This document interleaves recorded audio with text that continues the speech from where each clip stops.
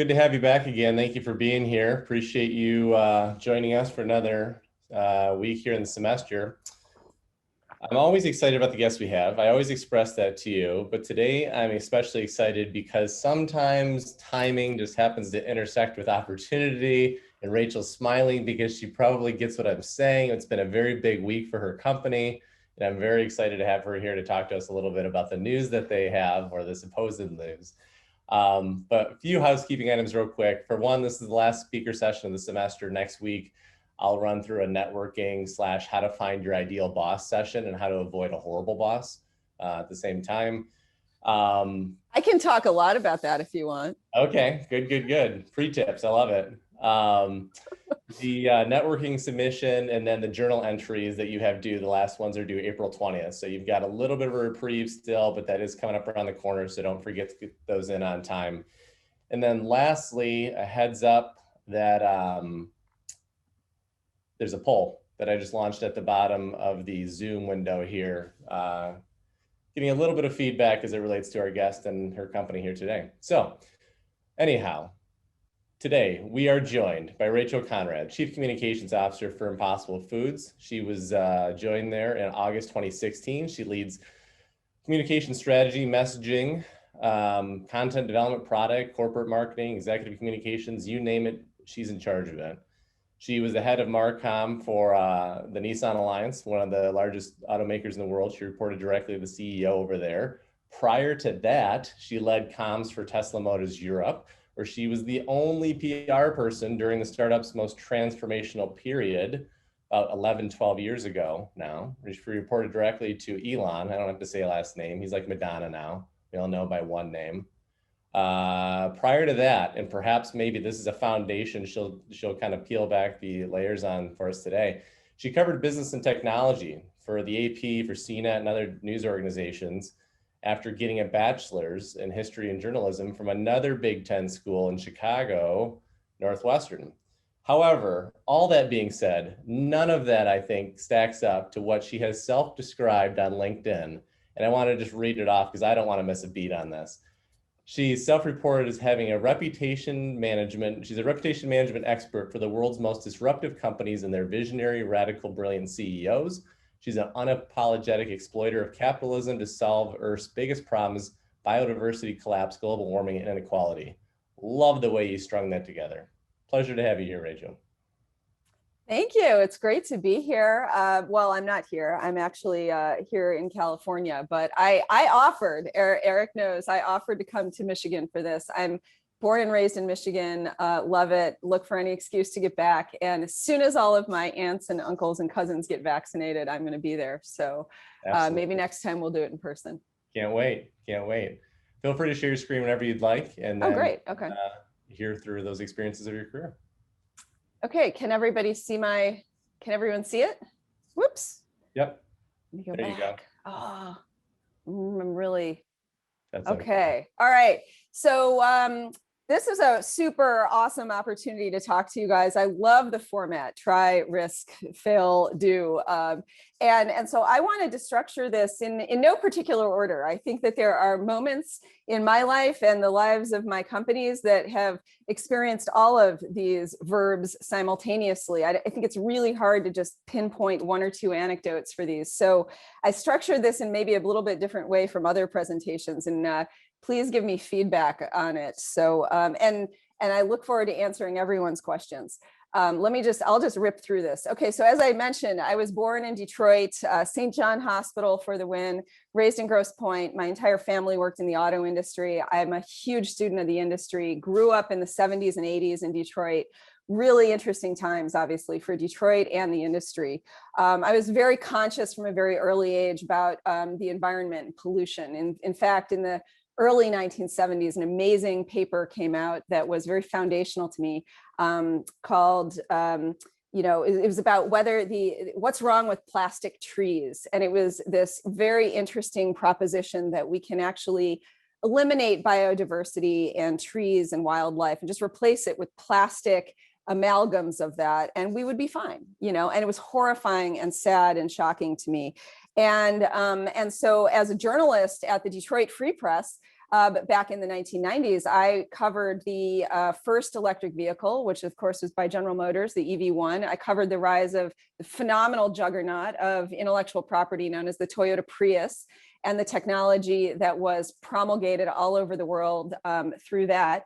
But I took a big risk because I wanted to do more. I felt like being an objective journalist was a little bit too much on the fence for me, and I wanted to take a pretty bold move. So I actually ended up working for this guy. As a journalist, I started covering Tesla back in 2006, 2007, when it was first founded. And I got a chance to drive the car very early on, the Roadster, very early on. And when I really made the decision that I needed to do something much more meaningful with my life than journalism, and really be pushing for sustainable businesses that completely disrupt the incumbent sector, he was the first person who I got in touch with. And he gave me a job like 10 minutes later. And it was an amazing, heady time. This was back in 2008.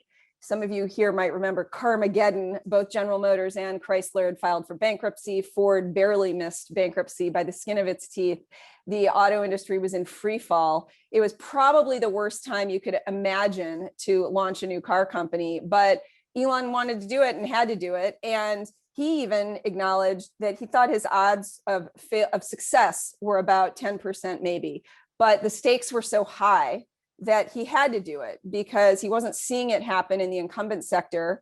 And frankly, the government, NGOs, policymakers weren't doing enough quickly. So he created Tesla really back in a time when it was insane to do so. I did that job for about 3 years. It was incredible. Took it through IPO. It was an absolutely phenomenal job. And then I met this guy, Carlos Ghosn, who at the Paris Motor Show back in 2010. And he invited me to a job I really couldn't refuse, made me an offer I couldn't refuse, which is head of communications and marketing at the Renault-Nissan Alliance, top 3 car group globally, 350,000 people around the world. And a huge industrial leader in the world of electric vehicles, right? Where Elon was making this perfect, beautiful thing, truly in his image and his creation. Carlos Ghosn was really trying to industrialize that process, the first person to really get this up and running in mass scaled plants, and really start getting the infrastructure put up around the world. So that was amazing. I did that for about 5 years until COP21, which is the biggest environmental conference to date. It was in Paris. And I was literally chaperoning this guy. And I ran into this guy, Pat Brown, who at the time had just started a company called Impossible Foods.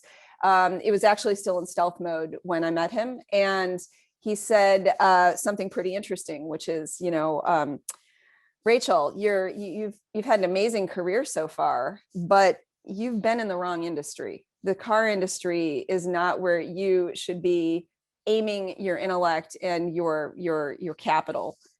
It's here. Using animals to make food has actually led us to the brink of environmental catastrophe. And when he said that, it was almost like plunging me into a midlife career crisis, because I'm born and raised in Detroit. I'm a student of the industry. And I really, really believed that putting the automobile industry on a sustainable trajectory via Elon and Carlos Ghosn and their work was the right thing for the environment. And it's not that it was wrong. And I still am a huge acolyte of Elon and Carlos, even though he's got quite a notorious couple of years under his belt. But the more I researched, the more I found out that actually Pat was right. And if you want to change the world very quickly, in fact, the food industry is a really interesting place to do it. And it might actually have a faster, better, bigger impact than the auto industry.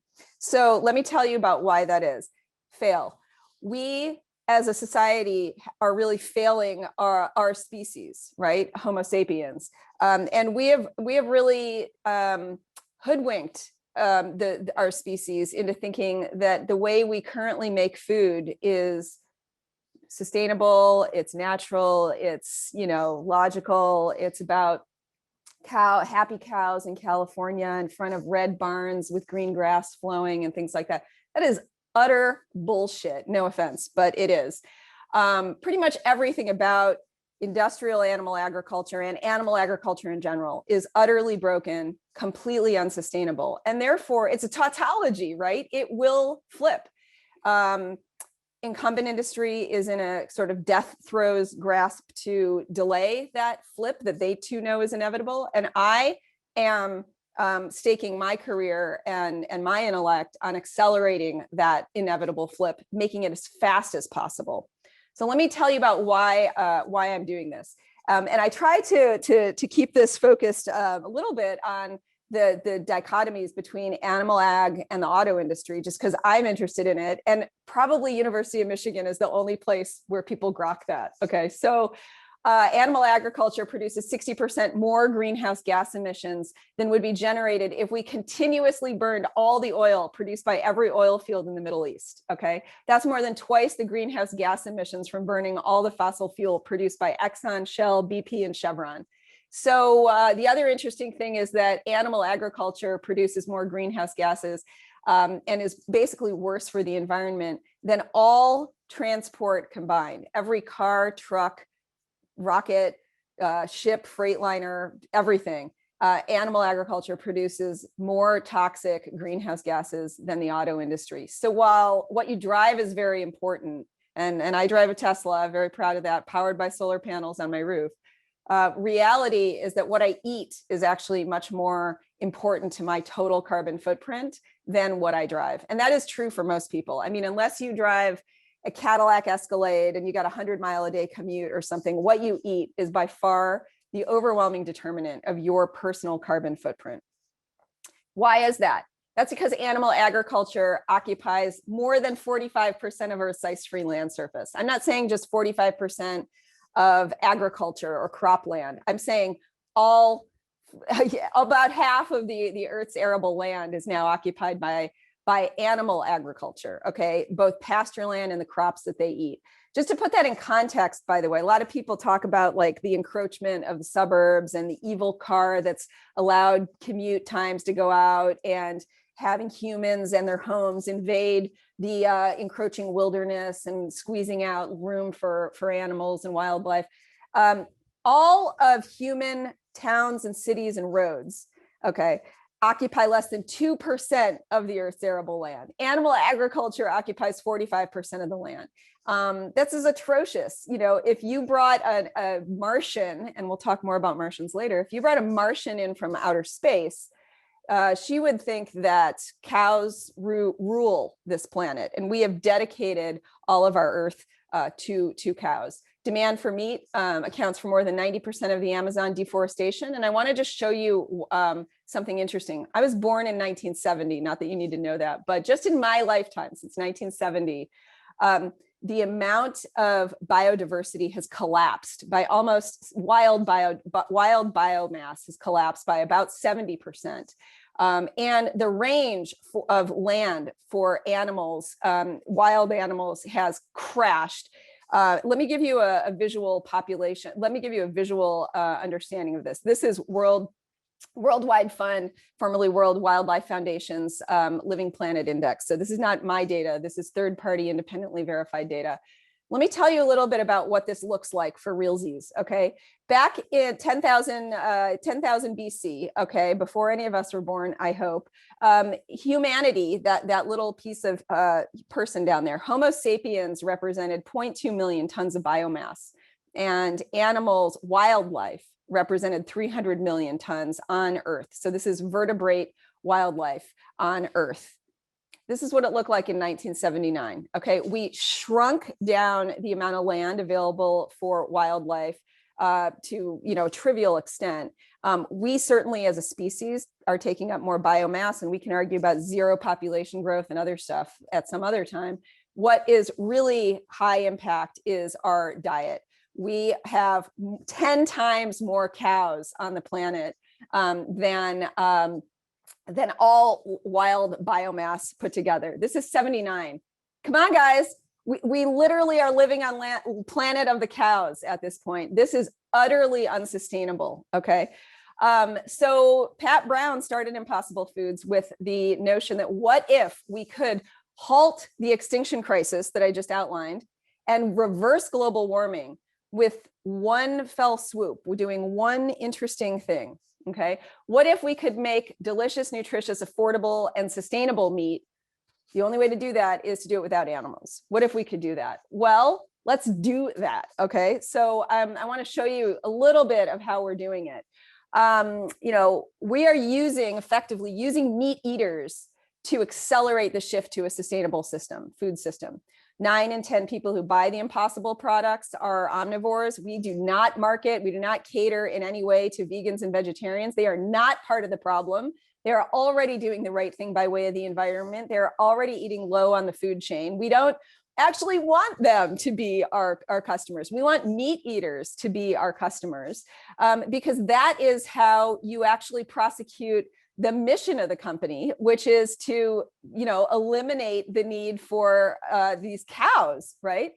Our product is sold at the direct expense of animal products. We took a survey back in September, found that 72 cents of every dollar spent on Impossible Burger came at the direct expense of animal ag. Took that same survey in March 2021. It's now 82 cents on the dollar. And our goal, of course, is 100%.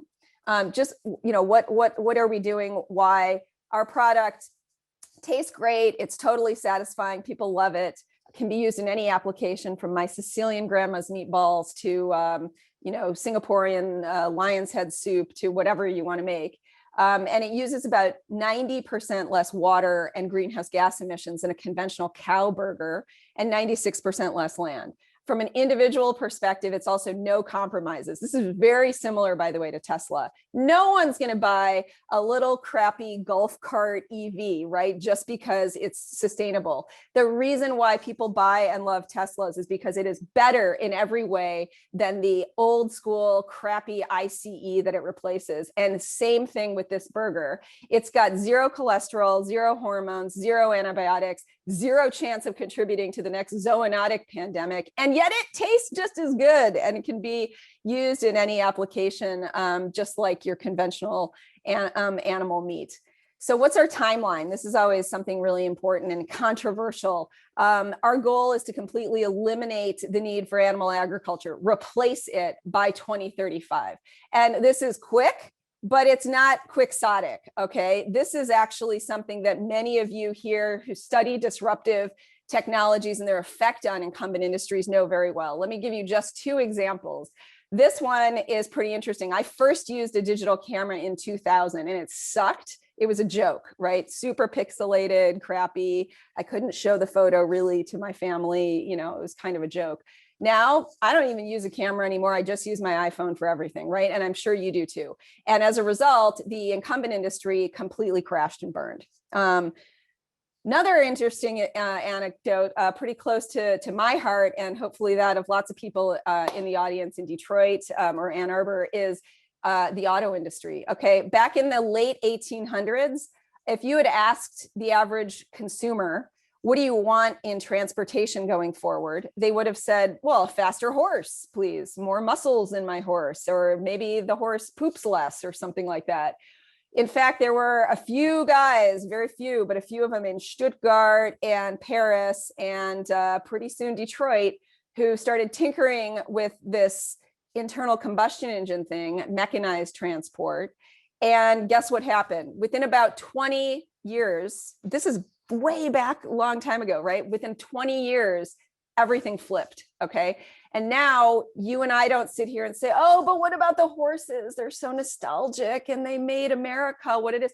They're this kind of like mythology and, reserved for people who can afford, pony classes and things like that. They are not at all something that is core to transportation. And the reason was because using a horse for transportation was never part of the value equation. It was getting fast and safely from one place to another. And frankly, a car can do that better. And thus, here we are. It's exactly the same thing with Impossible Foods. The fact that your favorite food, ground beef from cows, comes from an animal, is literally, raised on a pasture and slaughtered brutally and sent through a slaughterhouse before it's wrapped in plastic and sent to Kroger, is irrelevant to the fact that you love it. You love it because of the taste and the nutritional density, and because it's part of your diet, right? So our product is the same way, and this will flip very quickly. Last two slides, I just want to give very quickly. So going back to Elon, I mean, he really taught me everything I knew. I was a journalist. It was the first job I'd ever had in communications, was working directly for him in the headquarters here in California. He and Pat Brown at Impossible Foods are really similar in that they are so concerned about this late stage extinction crisis that we are facing, that they are doing something about it. We have actually shriveled the web of life to such an extent that Homo sapiens ourselves are in danger of getting obliterated in this existential crisis. Elon is doing something pretty severe, which is that he wants to take Homo sapiens, humanity, and make it interplanetary, because he believes that, if this Tesla energy bet doesn't work, we're not going to be able to save our species unless we make it planetary, interplanetary, multiplanetary. I think that's pretty sad, actually, because while I agree with what he's doing, and I think he's right, we're in the late stage collapse. This planet, Mars, doesn't have any air or water or life as we know it. This planet does. This is Earth, the best planet in the known universe. So why not save that? Why not put all of our resources, all of the significant intellectual heft of this class, of everyone in this class, into saving this planet? It's the only one that has air, water, life, all of my friends, and everything else. So that's what I've been dedicating my life to, and happy to take your questions.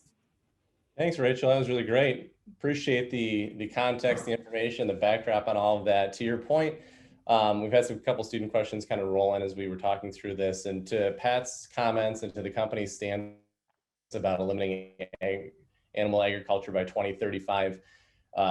Just earlier this semester, the founder and CEO of EHour, Josh Tetrick, is an alum who came back and spoke to the students a little bit about his company and what they're doing with cultivated meat and lab-grown meat.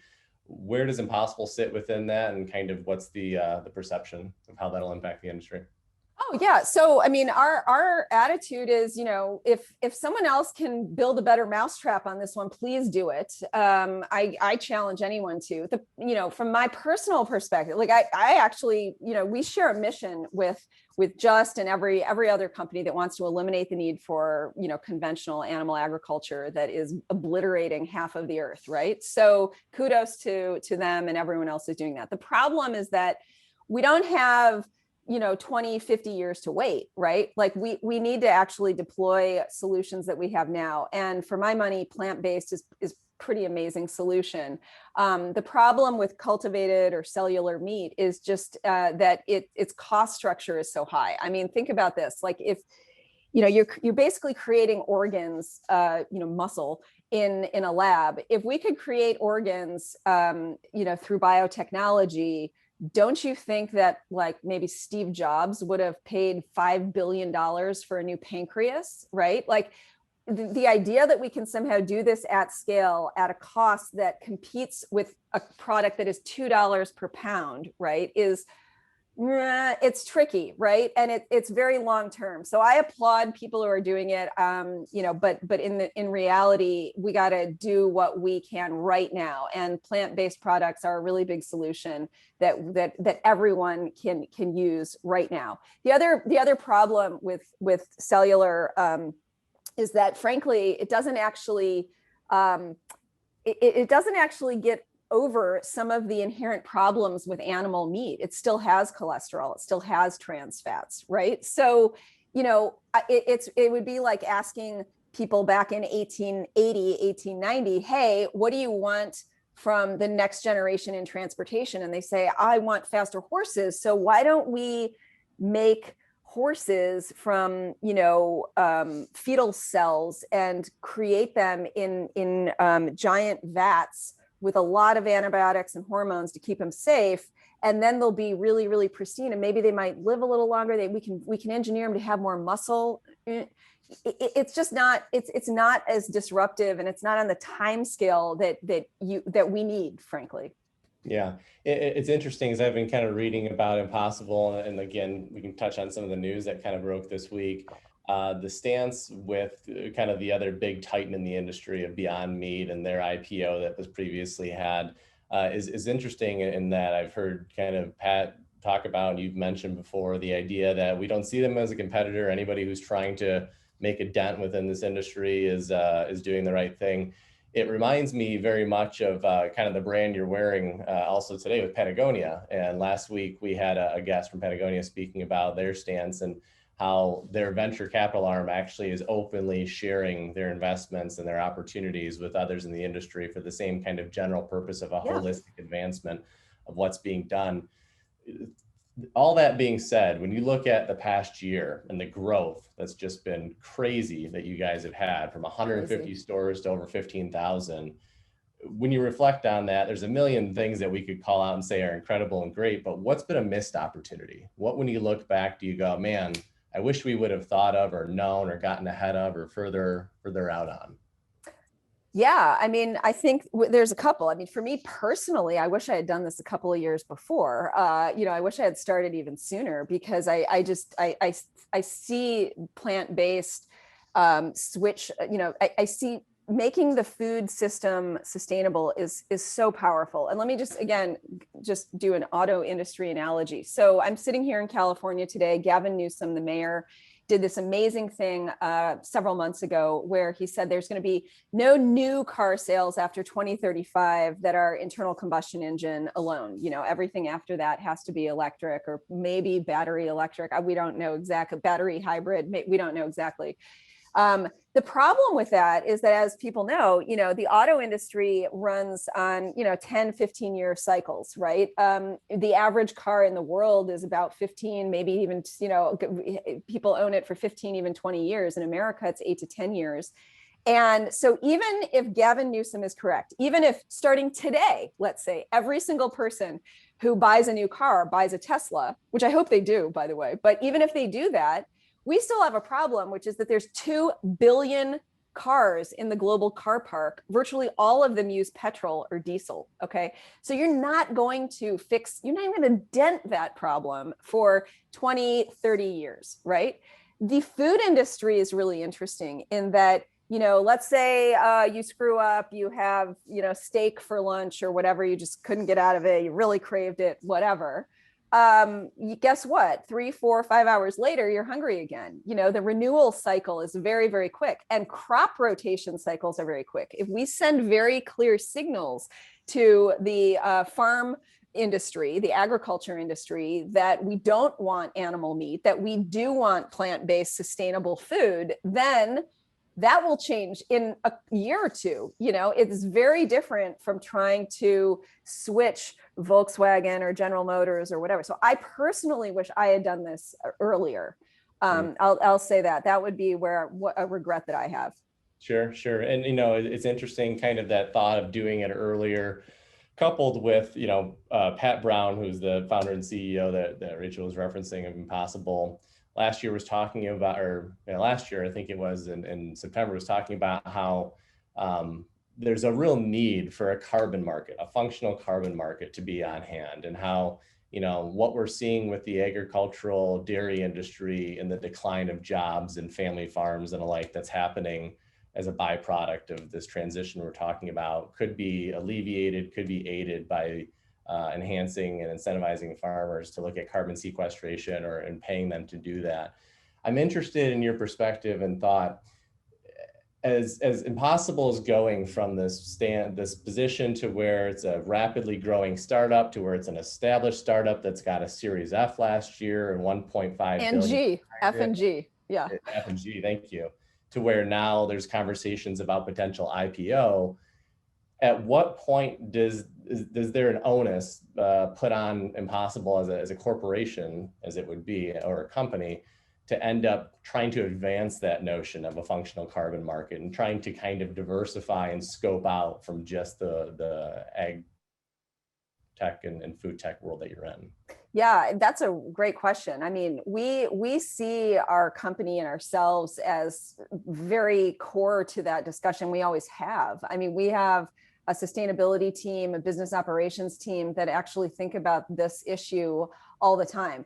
But again, I just want to emphasize that Impossible Foods' goal is to accelerate the shift to a sustainable food system. That is an inevitable shift, just like the shift to a zero emissions, zero, carbon neutral kind of power grid for Elon is also inevitable. It's just a question of how many species can we torch between now and when that switch happens. So it is my goal and Pat's and Elon's to accelerate that shift as much as possible, but it will happen. And in a really similar way, I want to bring up something that the agriculture sector in America is in many profound ways broken. And this is why you see, ranchers and farmers in America actually are amongst the oldest workers by profession. The average age is about 58, 59 years old, according to Bureau of Labor Statistics information.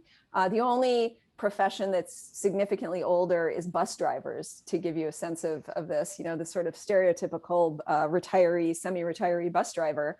And that's because the animal agriculture industry itself is brutal. It's absolutely brutal.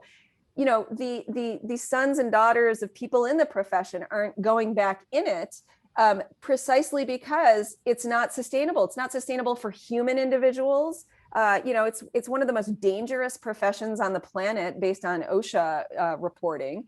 It's got one of the highest levels of, lost limbs, death. We saw this a year ago. It became this COVID cesspools. Every slaughterhouse plant in America was like a hot spot for COVID, right? These are not necessarily jobs that, are the best, right? And just the same way you're seeing, the movement of jobs and interest toward solar power, solar energy, as opposed to coal mining, right?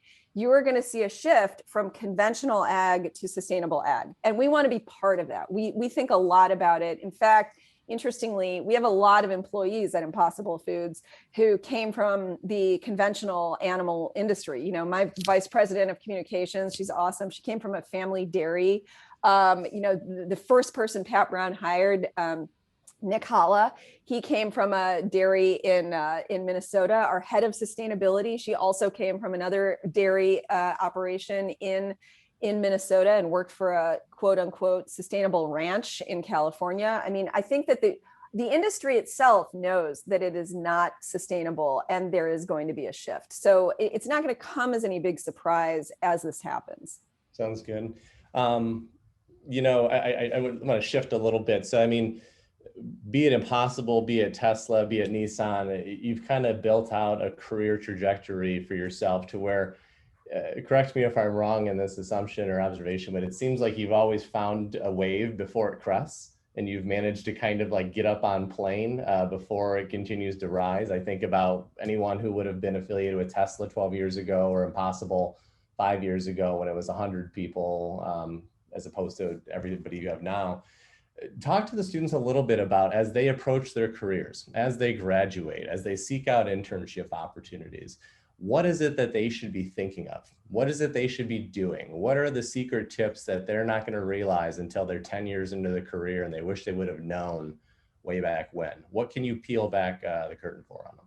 Okay, well, the first thing, Eric, I don't mean to pick on you, but I want to push back a little. This whole notion that like, I just got lucky, I just picked the right people. Oh, no, don't get me wrong. True. I'm not saying, I think not true. Saying, I help. I'm sorry, let me clarify. I'm saying in the realm that you seem to have always been able to get into an industry because of your insight and knowledge or perception of what was going to happen, or your interest in pursuing an industry that was going to be growing, and it's impeccable. And I'm interested in having that knowledge translated to the students. Yeah, I mean, I think that's really key. And I'm not so much speaking to you. I get this all the time, like, wow, you really got lucky with Elon and Carlos and Pat. And it's like, I help them, like, let's really, we have kind of, I was a history major, as you pointed out, we have really discarded the notion of, the great man of history, right? The great man kind of pillar of history, tautology and like epistemology. We've rejected that. And it's the same thing in business. These people do not exist alone. They obviously are brilliant visionaries. I work for extraordinary, brilliant visionaries. Elon Musk is unquestionably the most brilliant living applied physicist in the world. Pat Brown is unquestionably the most brilliant living biochemist and biotechnologist in the world. Carlos Ghosn is unquestionably one of the most brilliant industrialists in the world. So yeah, I mean, my job though is to help them. My job is to enable them to be, very, very much okay living 2, 3, 5, 10 steps ahead on this chessboard, right? That's a big piece of it. So we need to understand one of the things that I think is really, really interesting that's happened in the past year is that the machinations of capitalism itself have really changed from going from like quarterly P&L and blah, blah, blah, like what's your balance sheet, who's making the most profit, blah, blah, blah, to figuring out and rewarding the people and the companies that are solving what is perceived to be the most existential threats facing humanity, right? And that's why Elon is now number 1, number 2, depending on the moment, richest person in the industrial world, right? Because he is perceived to be solving, the global warming crisis that truly is an existential threat. There's another problem out there that actually not a lot of people are talking about and not a lot of industrialists are solving, which is the biodiversity collapse issue, right? Pat Brown is solving that. Elon Musk is solving it in a way that is pretty radical, blasting us all to Mars, right? But he's trying to solve it too. And I actually believe that capitalism itself has fundamentally shifted over the past year or so to a place where we are now rewarding with the biggest prize in capitalism, right? The most money. We are rewarding those people who are successfully ideating around and executing on their promise to solve these existential threats. So I'm definitely going to be a part of that going forward, and I hope everyone else here is. Well, and like I said, whether it's public health or global warming or biodiversity collapse, do what matters. Do what matters. Do not pick an insignificant career. I get it that a lot of people graduate from school with loans and they got to do what they got to do and all that, but you don't need to make this sacrifice. You don't need to be like, oh, if I don't go to Morgan Stanley or McKinsey, then I'm not going to be able to pay off my student loans. So I better. You can do both. You can solve the world's biggest problems. Then, in a sense, so one of the issues that we constantly are challenged with in educating in Ann Arbor, and this in growing up in the Midwest and Metro Detroit, the adoption and the mentality of risk aversion here is different than it is on the coast. It's different than it is for students who go elsewhere. And so how can students get into a position to where, while it might feel safer and it might feel more stable to go into the Morgan Stanley or any other large corporation or traditional industry for that matter, they pursue what they perceive to be a passion, an issue affecting the world, something that might not be as guaranteed of a career? How can they prepare themselves and how can they position themselves to succeed in that and become valuable to the people who are pioneers in that industry? Well, again, consider the source. I mean, I've made my whole career this way. I actually think for most people, especially like very privileged elite people like those attending this class, come on. I mean, I actually think that the riskiest thing you can do is to do sort of for the fail-safe method, got to just pay off my loans, that kind of thing. When you listen to someone like Mary Barra, right, CEO of General Motors, talk, she pretty much all she talks about is the autonomous future, driving down fatality to zero, the zero emission future, that kind of thing. Make your career go there. When you think about the genomics revolution that frankly Pat Brown helped pioneer back in the 1990s, and then you see the results of Moderna and BioNTech and this whole new wave of therapeutics, like go there, solve that public health crisis that we're facing. And by the way, you can also have a great career with huge trajectory, huge growth curve. Mm-hmm. Yeah. I actually think it's the safest bet is actually an illusion. The safest bet is not going to get your career to be stratospheric. The safest bet is, frankly, the perceived safest bet is not going to get you where you want to go. Where you want to go is the disruptive players in the most disruptive industries. Mm-hmm. To that notion about disruptive, there's been attempts in several different states to look at regulating the language and the verbiage that's used around your industry and what it means to be plant-based versus milk and alike and so on.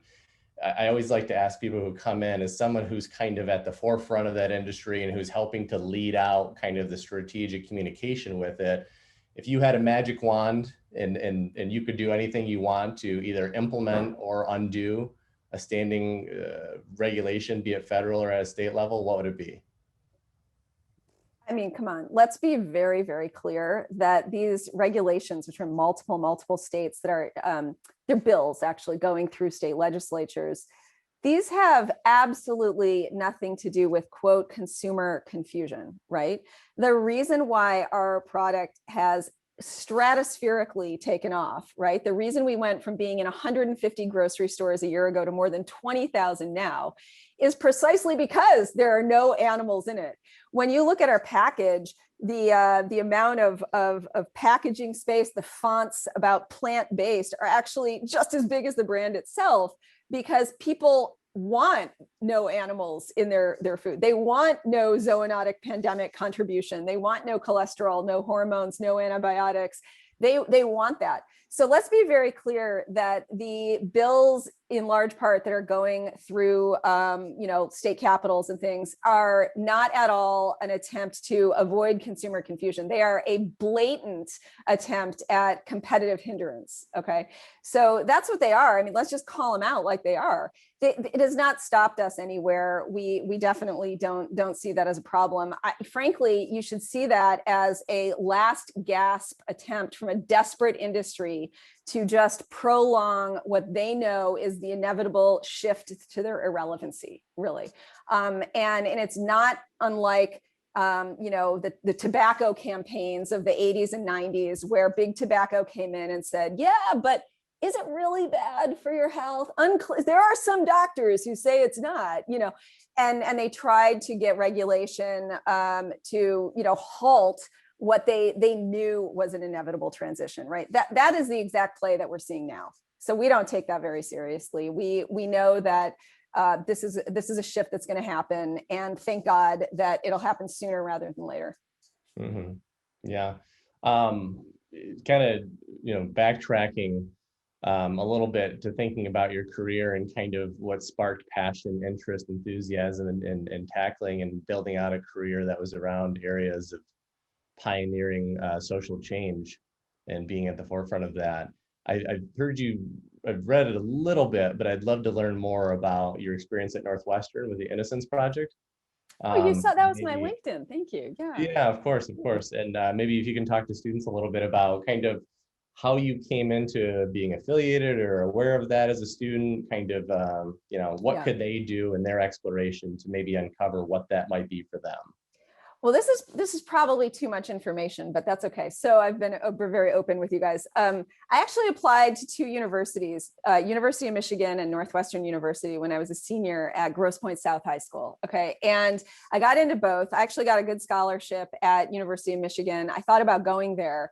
But I also had a real passion for journalism. And, as a kid, I saw the fall of a presidential administration thanks to journalism, right? And I really wanted to help, even back then, help do my share to make a just and equitable world, right? And at the time, University of Michigan did not have a journalism program at all. I would have been an English major probably, or something, I don't know exactly.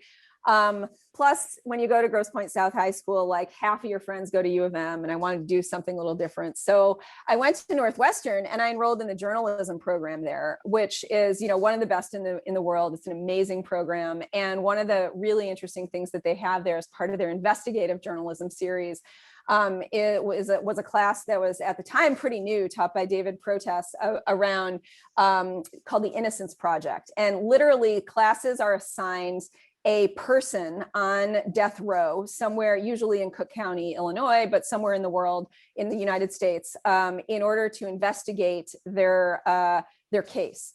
And in the overwhelming majority of cases, we find that, in fact, that person who is about to be killed was not at all part of the murder or the crime. And in fact, the Innocence Project has continued well since I left, and it has freed dozens and dozens of people who are on death row. And it's something that I don't think you can get through a program like that.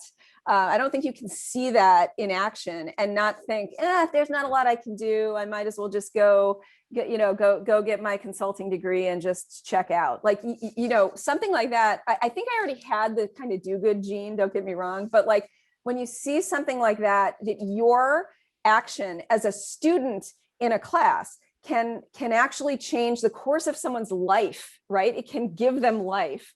That is heady stuff. And so, when you graduate from the Medill School of Journalism at Northwestern, you don't really see yourself as just like, I'm just gonna get lucky, right? Like, it's more like, what can I do here to contribute? How can I turn this disaster, this existential crisis around, right? So it's pretty important, and yeah, I would encourage anyone to look up all of the details on the Innocence Project. It's incredibly powerful. I think it's one of the best programs of any academic institution in the country, but particularly in journalism. Yeah, it's pretty cool stuff. To your point about kind of coming out of Grosse Pointe and then having a decision, Ann Arbor, Chicago, kind of, and alike. Again, I always like to give students an opportunity, because so many of them are locally raised, or at least have become more Midwestern-esque since they've been here. As someone who's now in a position to where you're overseeing the operations at a company that's expanding greatly and they're hiring and all this expansion, when students who are coming out of Michigan or Northwestern or any other Big Ten school are thinking about their ability to be competitive in the market and their ability to have an advantage, speak to them a little bit about what their reputation is, about what you think of as their distinction. What is it that they should play up and kind of lean into, and who they are and what their brand is as they hit the open market? Oh, I mean, I'm out here in California, which is kind of ruled by the Stanford mafia, right? A lot of my colleagues are from Stanford, but you would be surprised at the number of people who come through University of Michigan and Northwestern. I mean, these are blue chip schools. I don't feel like you guys are at any disadvantage whatsoever, none whatsoever.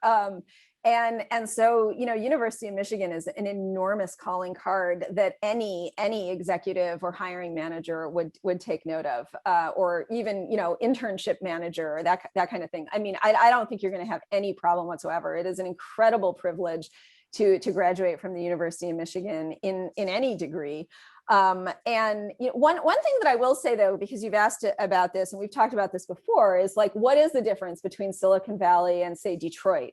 Why didn't Detroit come up with a Tesla? Why didn't Detroit start working on flying cars? Why didn't they do that? And I will say that a big difference is actually the venture capital industry and community, which is still, despite, the incursions of the, Boulder, Colorado, and Austin, and Chennai, and Bombay, and Bangalore, and Beijing, and stuff like that, it's still really dominant here.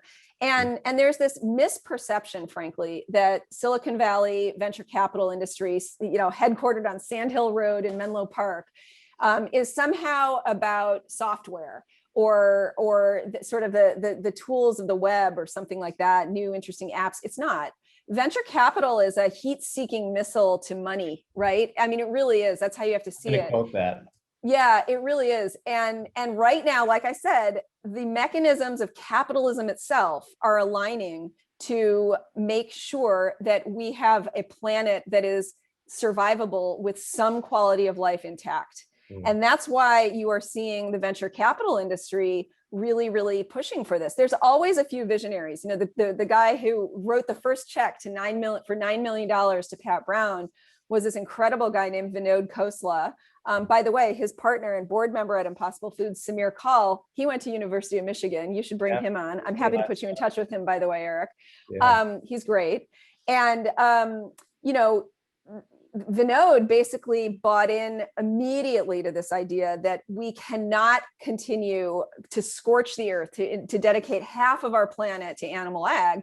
And literally, you know, Pat Brown had never done a pitch deck before. He was a 25-year biochemistry professor, had this super successful lab. He's an American Cancer Society Medal of Honor winner, right? He created the DNA microarray. He was pioneering this whole genomics revolution that was going on in the 1990s.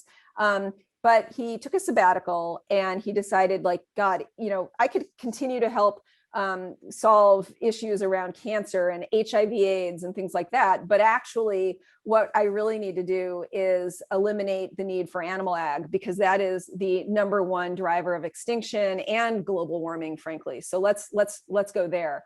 And he literally wrote a pitch deck. He rode his bicycle to Vinod's VC headquarters on Sand Hill Road in Menlo Park and walked out of there effectively with a check for $9 million. That is the kind of thing that is pretty unique still to Silicon Valley. So while there's enormous talent everywhere, and like I mentioned, Mary Barra is really focused on moving GM to this next plane of sustainable transport. She's really focused several steps ahead on the chessboard too. At the same time, there's funding out here that is different and makes a real difference in entrepreneurs at the younger stage, at the earlier stage, right? Mm-hmm. So that's one thing that's different. I would actually encourage people, if they're interested in the venture capital industry, to do it. Maybe you have to spend a few years out here, but then bring it back to places like Detroit or Indianapolis or whatever. I mean, that to me would be very powerful. Yeah, absolutely. Yeah, it's exciting to see some of those inroads being made, and hopefully it grows even more. I wish I could spend another 3 hours chatting with you. I would love to hear more and continue to chat, but unfortunately class is over. The bell is ringing. So we will wrap for today. Thank you so much for joining us. Thank you for making the time.